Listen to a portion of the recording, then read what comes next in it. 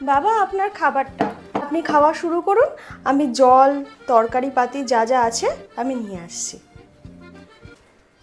এই আজকালকার মেয়েরা কোনো বুদ্ধি শুদ্ধি নেই। শ্বশুরের সামনে ছোট ফ্রক পরে চলে এসছে।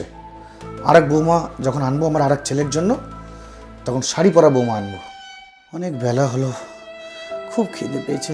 কখন যে খাবার নিয়ে আসবে বৌমা? বৌমা, খুব খিদে পেয়েছে। এই নে বুড়া তোর খাবার।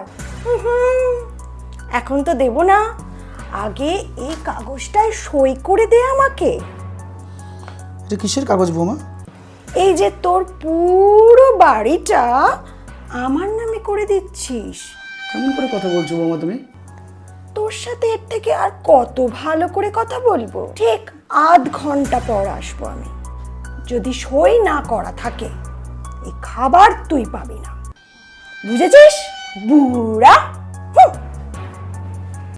তাহলে কি বুঝলেন আপনারা?